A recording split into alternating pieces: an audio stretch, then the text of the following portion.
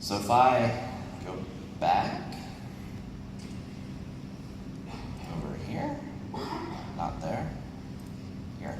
Okay, so I've got my trip underway right now. I can see the progress as it's going. The trip was requested, a driver was found, the trip started. This information down here said, okay, my driver is Gorka, here's the car that I mean. And you saw the little pop-ups come up. Those pop-ups are being triggered through SignalR service. And SignalR service is actually a hosted sort of PaaS service for SignalR for doing WebSocket connections to a backend. And the nice thing about it is I have a static web app. I don't have to add any backend code to my web app to use SignalR if I'm using SignalR services. And I have another Azure function. There's a binding, a trigger binding for it, for SignalR service. And anytime that gets fired by an event, grid event, then it sends out, it executes SignalR. And on my client side here, I have a set of JavaScript functions that just react to those events. And those events basically update the status here. It pops up the notifications. And the other thing I want to show you, if I start another one here, all of this is being monitored by application insights. And so what I can do is pull up the live metrics.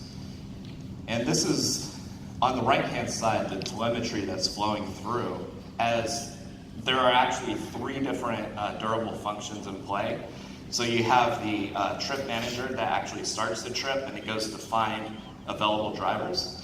There's a trip monitor, and that's one that just sits there and it waits and it looks to see, okay, how are we progressing? Have we started the trip? Has the trip ended yet? And that's sending event grid events. And then we have another one called a demo one, just so that we can demo this, that actually goes through the process of drivers saying, pick me, and then they get assigned to the trip, and the trip actually goes through from the start to the end. And so those are working together, logging information. We see here there's 4 servers online, and so that just talks about the scalability. If we have a higher demand, then those servers will jump up as well. And then let me go back here. So that trip has completed, and do I have time to show code? Yeah.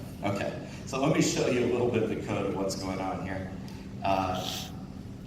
So one other thing too is I have a logic app that is being triggered off of these event grid events and sending me emails that just contain the payload information. And one of the things, so for our consumers, we have a logic app for sending emails. We have an archiver to actually archive the data to SQL Server. We have one that can push the Power BI for a real-time Power BI desktop. And we have the SignalR service as well.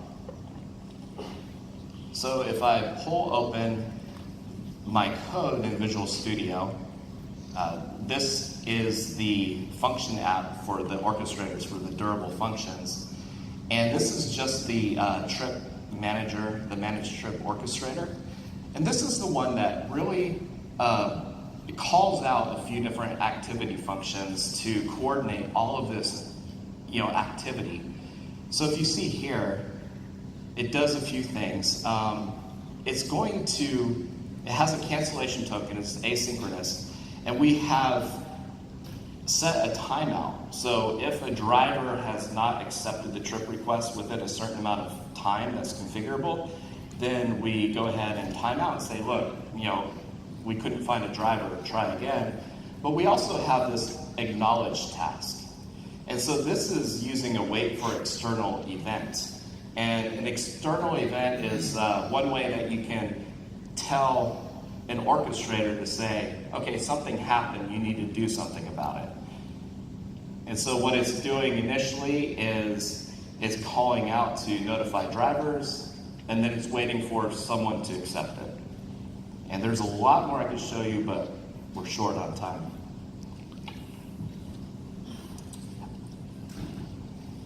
Is this on GitHub? Yeah. it's not there yet. We are going to point you to some resources at the end of the session that has kind of the same solution, but this one is going to be soon.